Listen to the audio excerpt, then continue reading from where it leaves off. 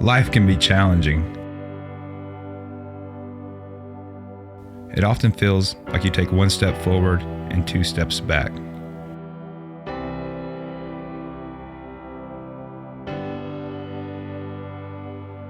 You work your way back and forth, trying to make progress. Making tight turns can seem like you're heading in the wrong direction, but you have to keep going. Further up the mountain, closer to the summit, higher than you were before with every step. The road is long, but it's not impossible. What may feel like setbacks are often just switchbacks.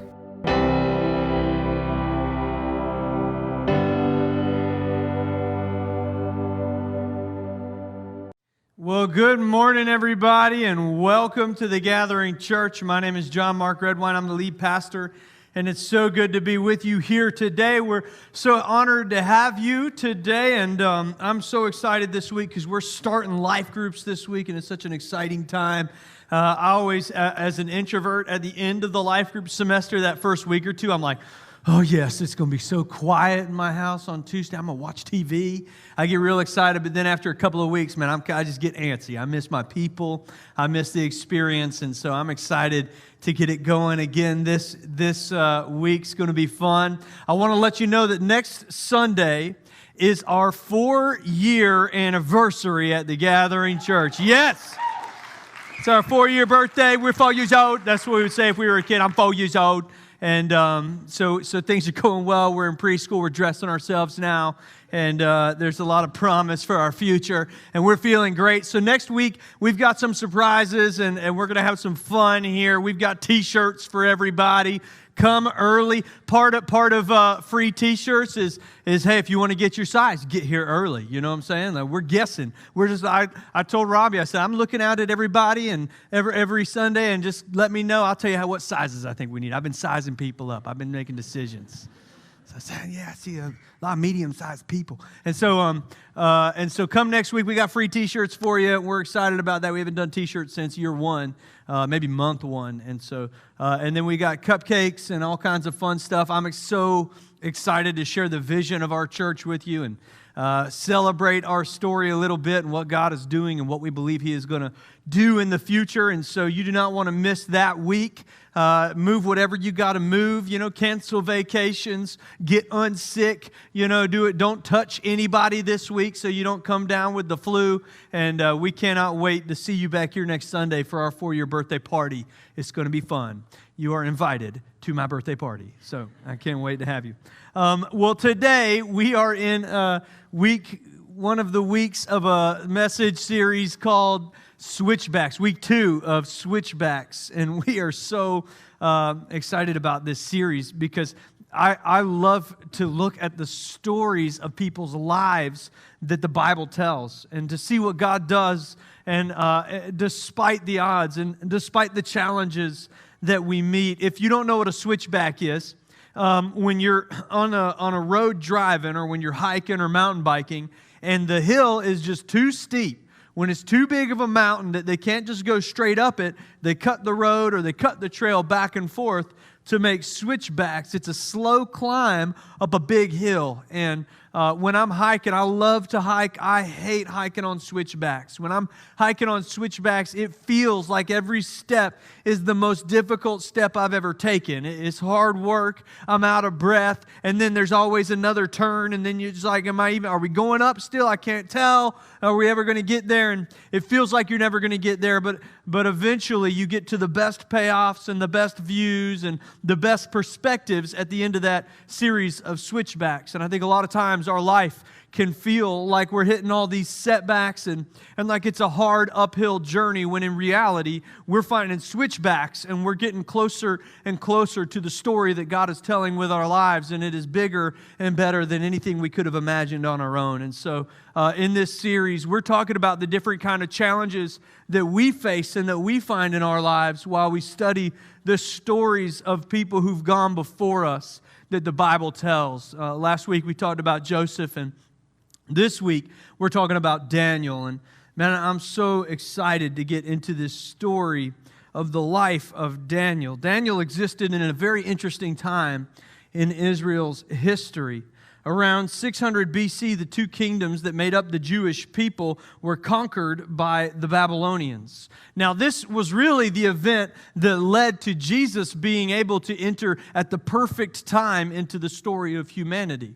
This was the last time that the Jewish people would really govern themselves before the coming of Jesus. They were conquered by the Babylonians and the Persians and the Greeks and then the Romans. And each empire would expand its borders a little bit. And by the time the Romans came, there was so much network in place. And the Romans came and built roads and made it all possible, connected the world enough that the story that Jesus came to live was able to spread the way that it did. And this is kind of the beginning of that, which is really exciting for us looking back. But for Daniel and the people that lived in Jerusalem in that time, it was a terrifying time to be alive. They had all of their history been able to have some control over the cultural identity that they had.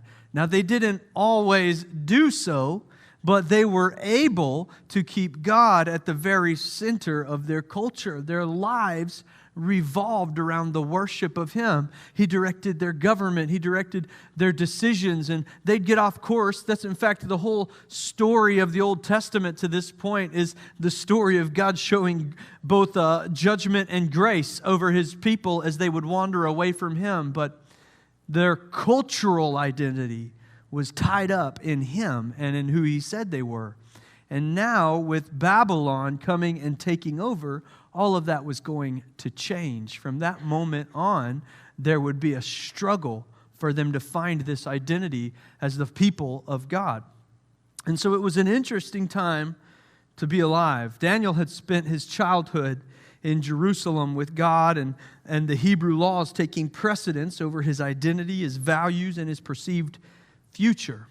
When the Babylonians conquered Jerusalem, they took some of the sons of noblemen and royalty back to Babylon. The king of Babylon had this vision of one culture made up of all the different cultures of the world. And so he would take little pieces and parts of every culture that he conquered and add them to what it meant to be Babylon. He would take some of the royalty and the nobility from the nations that he conquered, and he would bring them into his royal court, teaching them the ways of Babylon and learning from them along the way as well. Daniel was one of those people that was selected to be moved to the capital city to live in the royal court. It would have been considered an honor, but to a young Jewish man, this was a terrifying moment, ripped away from his family, ripped away from everything that he had ever known, and brought into a culture that was absolutely opposite to everything that he had ever known, believed in, and valued. Suddenly, Daniel lived in a culture and in a city that didn't know anything about his God or his values or his previous identity. Daniel's whole life is a lesson on how to stand firm and love well in a culture of compromise. And I think that this is a relevant story for us today. This is an important thing for us to begin to understand, because so many of our journeys can feel a little bit like Daniel. Following Jesus in the culture we live in today is different than it was just a couple decades ago. The world we live in is changing. And 25 years ago, 54% of our city here attended church. It was a regular part of the culture. Christianity wasn't just something that people believed in. It infiltrated our cultural lives. It was a part of our everyday, but that's shifted and changed.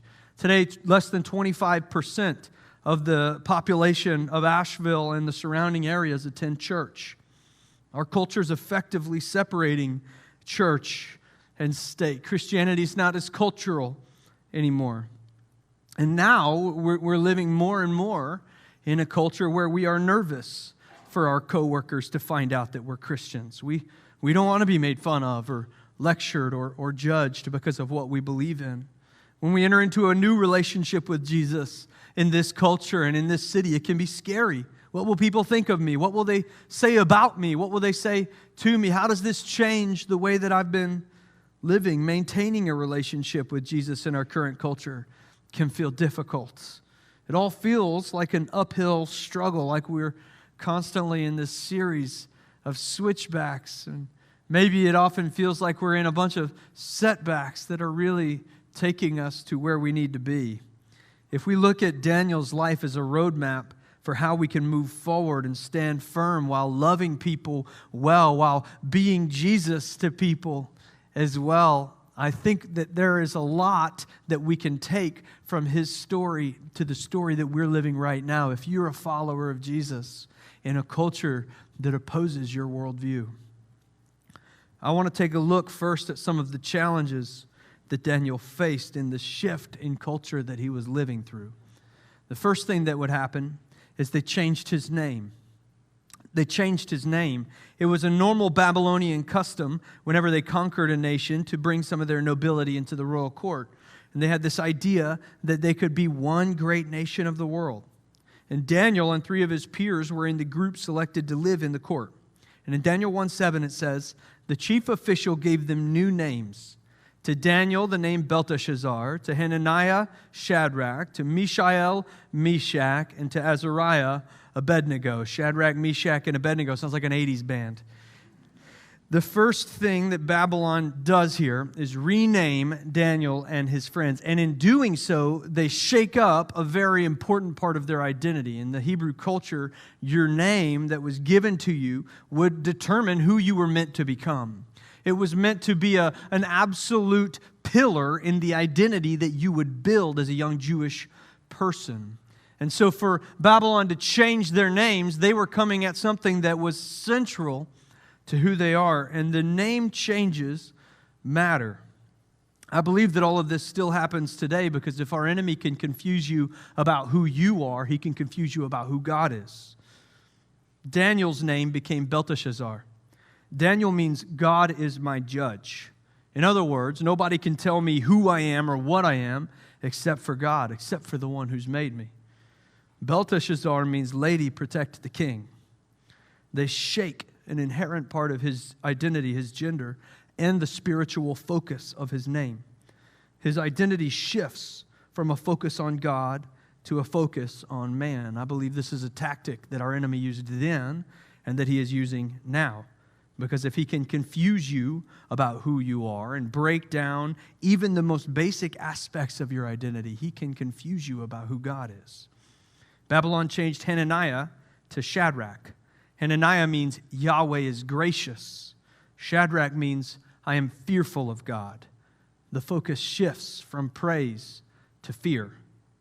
Our culture has tried to change this in us as well. In many cases, Christianity, at least the word, the feeling that comes to mind nowadays when Christianity is brought up in the media or in popular culture, has shifted from relationship to religion. It was always meant to be a relationship built on grace and mercy and love and the justice of God combined with the goodness of God. It was relational. But the cultural version of Christianity has become a religion based on fear. Got to get my fire insurance. Got to make sure I'm following the right rules and the right regulations so that I look the right way to be called a Christian in this place. It's shifted from confidence to fear.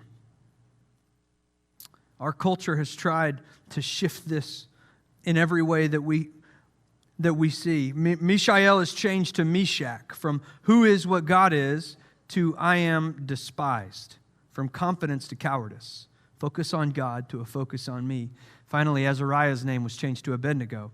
God is my helper to servant of Nebo, from son to slave. Maybe your name has been changed. Maybe instead of living like a son, you've been living like a slave to your past, to addiction, to sin, to broken relationships, to a hunger for money or for things. Maybe who you are has been defined by what you've done or what's been done to you for a long time.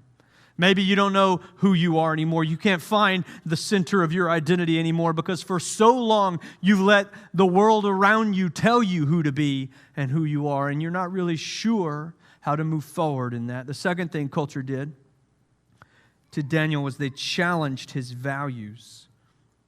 He faced this moment when his standards were challenged and he had to decide what he was going to do next. This happens to us as well. In Daniel 1:5 it says, the king assigned them a daily amount of food and wine from the king's table.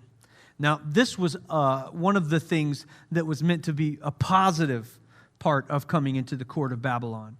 It was a great honor for these people who were brought in from these conquered nations to sit at the king's table and receive the king's food. They were eating the best food available, this choice food and wine that came from the king. It was his way of saying, we don't just think of you as conquered, we think of you as a part of us now.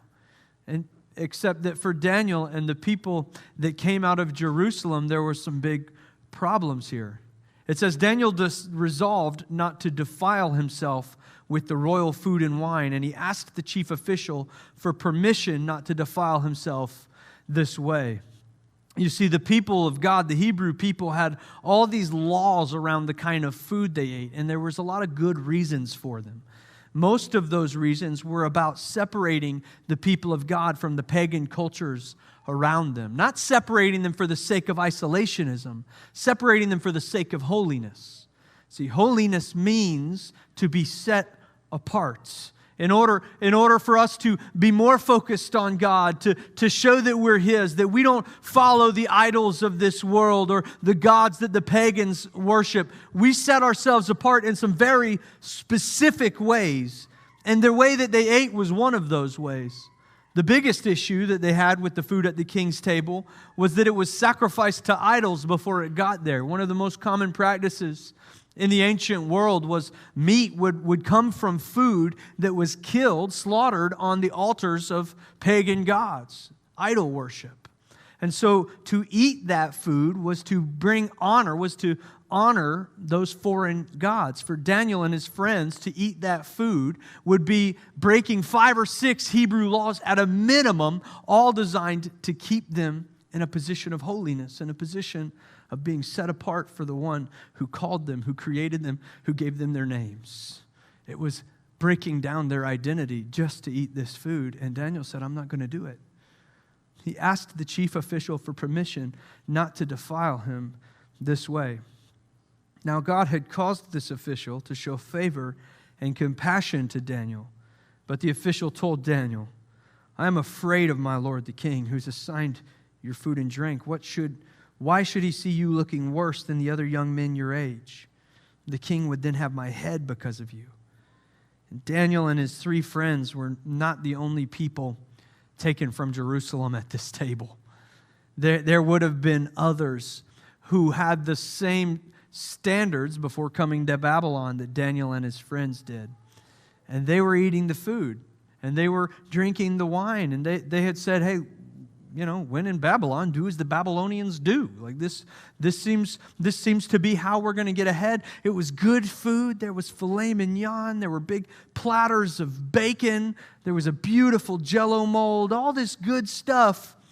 I don't know if there was a Jell-O mold. They didn't have. Who even likes Jell-O molds? And anyways, they had all this good food there, and all of the people around them were making this compromise. They were taking this chance.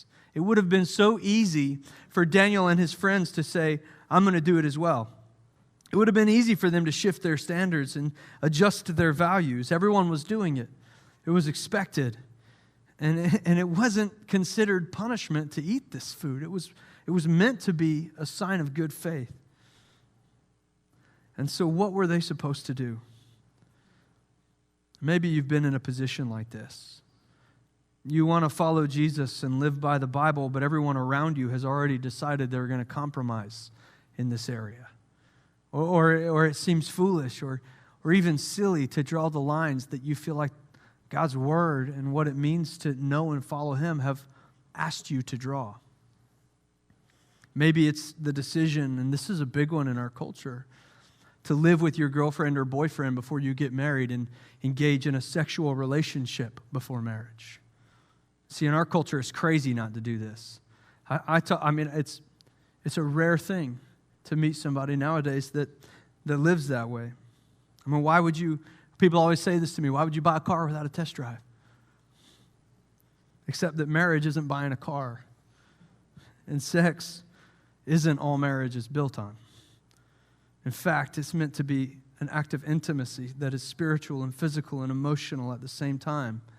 And when you engage in a sexual relationship with someone you're not married to, you create a gap in the intimacy sex was created to build that you'll have to heal from when you get married. But everyone is doing it, and it's normal. And it's what my friends are doing, and they're fine. And so why shouldn't I live this way as well? See, culture will lead you to compromise your standards in order to look more and more like the people around you. But when you compromise your standards, you compromise who you are. You compromise your identity. And all of this compromise our culture is leading to, is asking us to do, is leading us to a confrontation. It brings us to a moment of decision. And that's what happens next for Daniel. Culture creates a confrontation. It creates a moment of decision for him. And so if you make this difficult decision to go the opposite way and to find your identity in Jesus and to refuse to compromise and to live the way that He's called you to live, you're going to find yourself facing moments of confrontation. It's not a matter of if, it's a matter of when. There will be decisions that you have to make that will be difficult. Maybe you feel that you're making them all the time. Maybe often at work, you're faced with a decision of whether you should follow your integrity or you should do what's going to bring you more success. And everybody else is going the success route, and you know that the integrity route is going to cause trouble for you at work, but you really aren't sure what you should do. Should you compromise and live the way the world tells you to live, or should you stand firm and worry about the repercussions that you might face? It's going to create a confrontation. Culture will create a confrontation between who God says you are and who the world says you should be. Daniel was faced with a big problem. He would face decisions like this over and over again for 70 years living in Babylon. For 70 years, the culture he lived in was going to try to change his name. For 70 years, it was going to challenge his values. And for 70 years, it was going to create confrontation after confrontation. Every day, he had to make decisions just like this one. Eat the king's food and compromise who he is and what he believes in, or find a way to stand firm without becoming an outcast. Because culture wants us to believe that if we stand up for what we believe in and it's different from what others believe in, you're going to stand out as an outcast, or you're going to have to hurt some people's feelings. This official appeals to Daniel not because he doesn't want to do what Daniel's asked, but because he's afraid. He says, Daniel, it says that God caused him to show some favor and compassion over Daniel. Like he cares about him, but he says, listen, I'm worried that if I don't force you to eat this good food that you're supposed to be eating, you're going to wither away and you're going to start to look sick, and I'm going to be in trouble for it. My head is on the line here, Daniel. I need you to compromise your standards, because otherwise I'm going to be in big trouble. And I believe that the world that we live in has created such a hard line, such a culture of opposition, that we are trained to believe that in order to stand firm, we have to throw aside any compassion for the other person. We're in an election year right now. And I'm not going to tell you how to vote. That's not my job, I don't believe. I believe it's my job to tell you how to follow Jesus. But I will tell you this, that whichever side you fall on, you are called to be compassionate and kind to the other side, to show love and good. I read the news every morning, and my heart breaks every single morning as I read more and more articles of division and hatred and anger. And if you don't believe in what I believe in, you're evil. And you shouldn't even be at the same table that I'm dining at. Daniel was in a position where he could have just said, no, I don't care about you and what happens to you. I'm going to do whatever I need to do for my values because I'm right and you're evil. Instead, he found a different way forward, a way to stand firm in what he believes in, but love the people well that don't agree with him. And I think as followers of Jesus, this is what we're called to do as well. In Daniel 1, verse 11, he says, Daniel then said to the guard, whom the chief official had appointed over Daniel, Hananiah, and Mishael, and Azariah, please test your servants for 10 days. Give us nothing but vegetables to eat and water to drink, and then compare our appearance with that of the young men who eat the royal food. And treat your servants in accordance with what you see. Just try it, and let's see what happens. You do it your way, and let me do it my way, and let's see who comes out better in the end. And at the end of the 10 days, they looked healthier and better nourished than any of the young men who ate the royal food. So the guard took away their choice food and wine that they were to drink and gave them vegetables instead. And to these 4 young men, God gave knowledge and understanding of all kinds of literature and learning, and Daniel could understand visions and dreams of all kinds. Because of how well they loved people while standing firm in what they believe in, God put blessing and honor and favor and gifting over these men. Look at Daniel's approach when culture brings him this confrontation. He doesn't say, I'm right and you're wrong. I'm good and you're bad. He doesn't set himself up in opposition to the chief official and the king. He says, just test me. You do what you're going to do, and I'll do what I need to do, and in 10 days, let's see how it goes. He stands firm, but he shows compassion and care and understanding for the position that this official is in. Just give me 10 days. I believe right here is how we can find our identity in Jesus in a culture that constantly wants to redefine us. We stand firm and we love well. We stand firm and we love well. Remember who you are to the one who has called you and created you, and apply the same value to the people that oppose you. Daniel enters into his test with humility and kindness. You try your life your way, and I'll keep doing it God's way, and let's just see who ends up healthier in the end. And at the end of 10 days, Daniel and his friends looked healthier and better nourished than any of the young men who ate the royal food. Don't be arrogant, and don't be judgmental, and don't be unkind. Stand firm, love well, let your life speak for itself, and it will. I watched this is a little bit off topic, but I watched the Taylor Swift documentary on Netflix this weekend because I love some Tay-Tay. I just love Taylor Swift. She's always just known how to speak to the soul of America. You know what I'm saying? And so I was watching it, and not watching it for research, watching it because I wanted to watch it. Let's be clear. I wanted to see. I want more. And I was watching this documentary on Taylor Swift, and this is a person with great influence and money, and where really all her dreams came true. You see the story about how as a little girl, she would go and perform at fairs, and her dream was to one day have success as a performing artist, and now she does. There's shots in this documentary where there's tens of thousands of people losing their minds over Taylor Swift. And all throughout this documentary, over and over again, she talks about how it just doesn't ever feel like it's enough.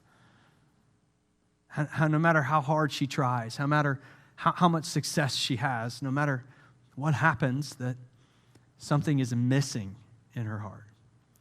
And here's what I think. I think you don't have to be hateful or angry or draw hard lines or pass judgment on people for them to begin to understand how deeply they need Jesus. I think you just show them what it looks like in your life to have it. I can tell you right now that after watching that documentary, I have a peace in me that Taylor Swift does not have in her. I don't have people losing their minds when I walk out on the stage. You guys don't do that. Okay? I got like 1/1,000,000th of the amount of money that she has got to do whatever she... When I fly on a plane, I don't get to carry a cat in a little backpack. Okay? I sit in a seat with this much room. But I've got so much joy and peace and fulfillment inside my heart. And in order to be followers of Jesus in this world, we do not have to be angry, and we don't have to point fingers, and we don't have to constantly tell the world what they're missing out on. We just got to show them Show them with your life. Model it.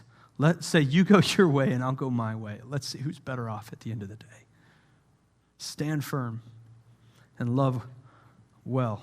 Daniel's life shows us how to do this over and over again. Living in a culture that rejects your worldview can feel like this constant stream of setbacks. But maybe instead of setbacks, there's switchbacks, and God is telling a bigger story with your life. Daniel's story becomes one of faithfulness and favor and how to stand firm and love well in this culture of compromise. And our stories can too. If it feels like the whole world is always coming against you, here's a few things I think Daniel would say today to encourage you. First, be who God says you are. Be who God says you are. Don't let something label you that doesn't have the power to label you. Not your mistakes, not your culture, not other people. I love boats. I love boats. I grew up around boats. I'm wearing my Sperry's today because of how much I love boats. I won't be on a boat at any point today, but wanted some non-marking soles just in case. One of the things I love about boats is that when you buy a boat, you get to name the boat. And when I bought a boat when I was 16, I worked hard. I got this dinky little John boat, and I named it the Creek Jeep because I had a Jeep, and I was like, this is my Jeep for the Creek. It's a bad name. It doesn't matter. You don't have to like it. It was my boat. My boat. I got to name it. And what happens is when it's your boat, you get to name it. When it's not your boat, you can't. I couldn't just walk onto somebody else's boat and say, this is the Creek Jeep 2. I'm naming this one as well. I couldn't do that. People will say, you're crazy. This is not the name of this boat. But what happens is I think often we allow things to name us that don't have the authority or the power to name us. We allow our sin to name us. We allow our past to name us. We allow other people to name us and to put labels on us that we begin to claim as our own. But that is not your name. Your Father in heaven is the only one who has the ability to tell you who you are because He is the one who has you. And so let me just remind you who God says you are through the promise of His Scripture. In Galatians 4:7, it says, you are not a slave, you are a son or a daughter of the King. 1 Corinthians 3:16 says, you are the temple of the Spirit of God. Psalm 139:13 says, you've been fearfully and wonderfully made. John 15:15 says, you are a friend of Jesus. 2 Corinthians 5:17 says, and in Jesus you are a new creation. 1 Peter 2:9 says, you're a chosen race, a royal priesthood, a holy nation, a people for His own possession, that you may proclaim the excellencies of Him who's called you out of darkness and into His marvelous light. Isaiah 62 says, you're not forsaken, you're not forgotten, you are the delight of the Lord. Romans 8:2 says you are free. 2 Peter 2:24 says you are an heir to the promise. Romans 8:37 says you are more than a conqueror and nothing can separate you from the love of God. And Ephesians 2:10 says you are God's masterpiece, created in Christ Jesus to do the good works prepared in advance for you to do. That's who He says you are. You are more than the labels you've allowed to define you. You are more than the identity that you've allowed the culture around you to place and impose upon you. You are more than that. This is who you are. If you are caught up in allowing others to identify you and define you and tell you who you are and what you're capable of, then you need to find freedom from that. We are starting life groups this week, and if you are not in one and you are in this place where you need to have your identity reset, let me recommend the Freedom Group. You need the Freedom Group. It is just a 12-week group designed to create both a curriculum and an environment where you can let your walls down all the way and you can learn who God says you are again. There's freedom groups for men and women, and that's a good place. If you don't want to go to freedom, go to a different group. But really lean in, let your walls down, get vulnerable, and begin to find the freedom that you're desperate for.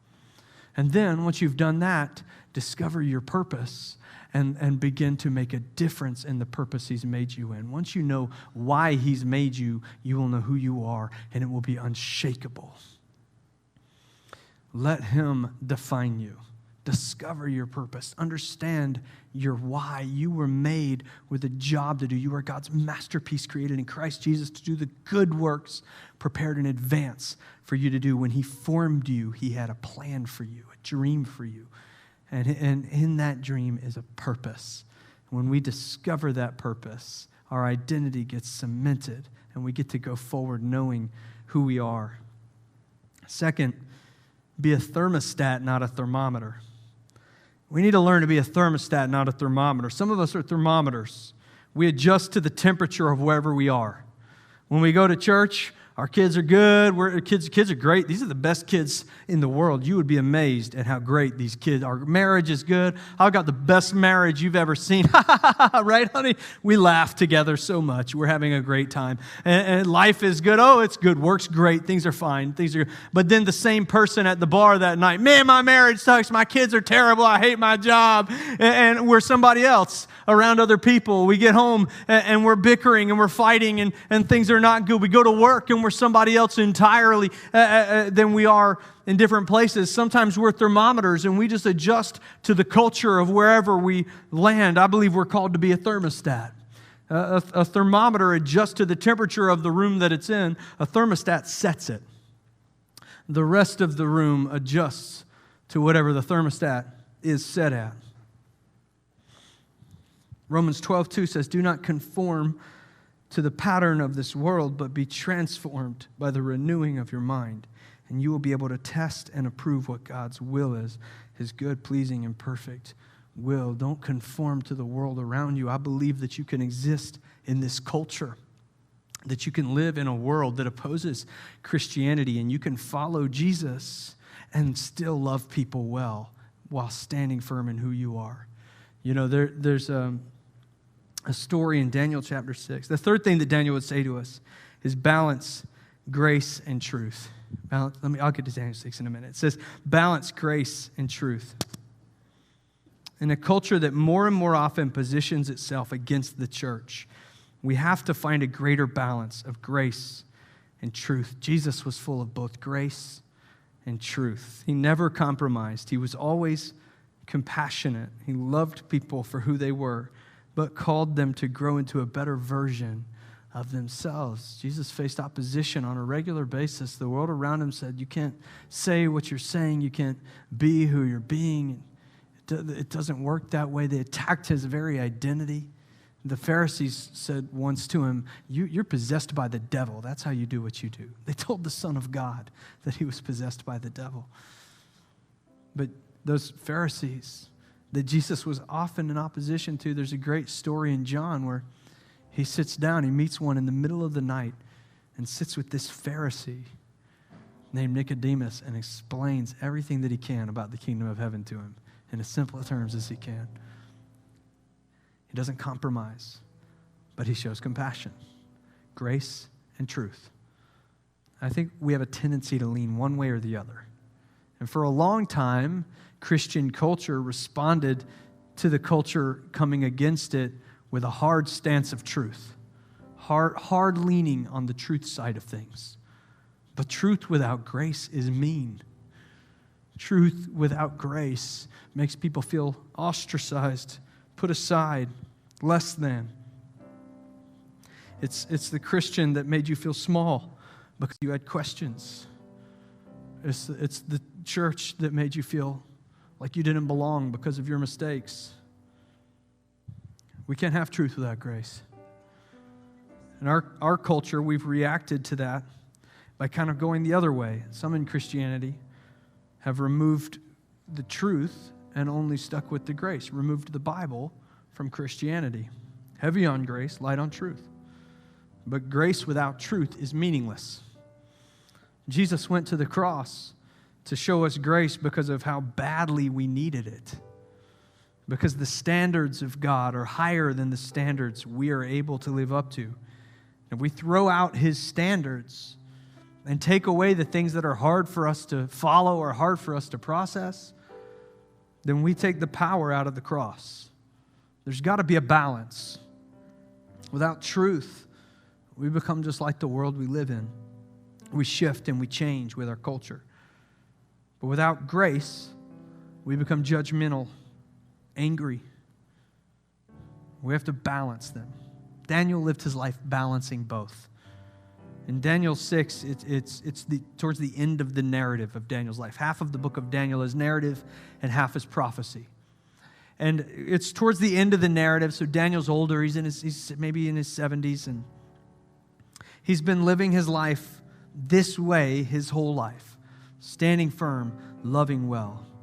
not compromising, but showing compassion all throughout his life. And he faces confrontation after confrontation. There's all these moments where they say, if you don't do what we want you to do, you're gonna be cast aside. But he always gets through it. In the same way, he's kind, he's compassionate, and he never, ever compromises who he is and what standards he's living by. And so towards the end of his life, there's a king in power who Daniel has earned the favor of, again, by being who he is. But there's some advisors working for that king that are just want to destroy him. And here's what's going to happen if you live this way, even if you do it well.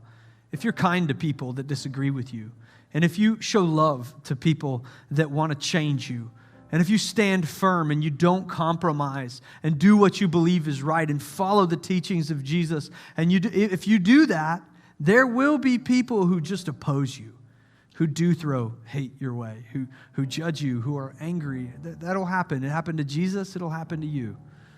There will be some of both. And in Daniel's life, that happened, and there were these advisors that hated him, and they convinced the king, hey, you know what? You're such a great king. People should worship you more. And the king's like, yes, I agree. You're right. That's a great idea. And so they said, write a law into place where a few times a day, people will worship a statue of the king, and if they don't, they'll get thrown to a lion's den. The king's like, creative. I like that. Lion's den. Let's do that. It was a weird world back then. Tossed to a lion. So Daniel obviously doesn't bow before this king. He doesn't worship anyone but God. And so the advisors go to the king and they say, hey, your buddy Daniel over there, he broke the law. What are you going to do? The king says, well, I'm the king. I wrote the law. I guess I better follow it. So to the lions with him. And he's distraught and he's sad. Daniel gets thrown into the lion's den. And the king is worried about him. And I think that says a lot about Daniel, doesn't it? Doesn't that say a lot about the character of Daniel, the kindness of Daniel, the compassion of Daniel? He's being thrown in the lion's den because he refused to bow before this very same king who is distraught that it is happening. And so Daniel is in the lion's den overnight, and these lions are very hungry, but an angel shuts their mouths, which is mean to the lions. Such is life. In Daniel chapter 6, verse 20. It says the king didn't sleep. He was so worried about Daniel. He wanted to enforce this law. He wanted Daniel to bow down before him, but Daniel had been so kind, so good, had served him so well, had done his job so well, had never compromised. He had such good character. So very first thing in the morning, the king ran to the den, and he opened up the gate. He said, Daniel, Daniel, are you okay? It says when he came near the den, he called to Daniel in an anguished voice, Daniel, servant of the living God, has your God, who you continually serve, been able to rescue you from the lions? And Daniel says, may the king live forever. What a great response. I don't think he was being sarcastic. I think he was being honoring. He was honoring even the man who had just thrown him to his death, because he was convinced that he was going to stand firm, he was going to love well. He was going to stand firm, he was going to love well. May the king live forever. My God sent his angel, and he shut the mouths of these lions, and they have not hurt me, because I was found innocent in his sight, and nor have I ever done any wrong before you, your majesty. And he's brought out of there and brought back into a position of prominence. I believe that the life that Daniel lived is a model for how we should live in a culture that is constantly asking us to compromise, that is constantly coming up against the values that we have, the beliefs that we have, that's telling us, no, you can't be a Christian, because if you are, you're closed-minded, you're judgmental, you're bad, you're a bad person. And I believe that his life has showed us that we can love every single person who opposes us.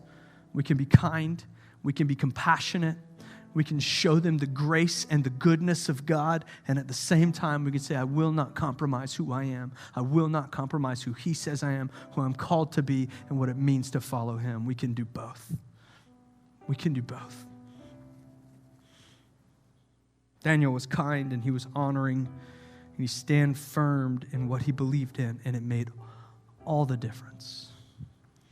If you're in here this morning and maybe this is what's held you back from following Jesus, You've been afraid to do so in the culture that we live in. Maybe you're worried about what people would think about you, what your family would think about you, what your coworkers would think about you, and you haven't really been sure if it was something that you could do because of the opinions of others and the way that others would see you from that point forward. I need you to know this morning that there is another way. Following Jesus doesn't mean that you have to hate the other side. It just means standing firm in who He's called you to be and what He's called you to do, but loving well on every side. And if you're in here this morning and you've not made that decision, you can do it right now here today. You can enter. Jesus never said it was going to be easy to follow Him. He never said that. But I do believe that it comes with blessing, spiritual blessing, not just physical blessing, but the kind of blessing that makes you feel complete inside, that fills those gaps in your heart that you've always been trying to figure out more and more. Maybe I just need more of this or more of that, or maybe I need to go on a journey somewhere and a quest. I need to quest a little bit. Whatever it is you've been trying to fill, I believe He's the only one that can fill it and to give you blessing and peace and joy, and you can receive it today. And if you're in here this morning and you've never prayed that or you never made that decision, you can do it right now. You don't have to check off a bunch of checklists first. You don't have to accomplish anything first. You don't have to get your life together first. You can start following Jesus just as you are right now. If you're in here and you're ready to do that, every head bowed, every eye closed, just pray this prayer with me. Heavenly Father, forgive me for trying to do this on my own. Forgive me for being afraid. Forgive me of my sins and my mistakes. I believe in you. I believe in the power of your cross. I believe that you did that so that you could have a relationship with me. And so I give myself to you. All that I am, from this moment forward, I will follow you. In Jesus' name, amen.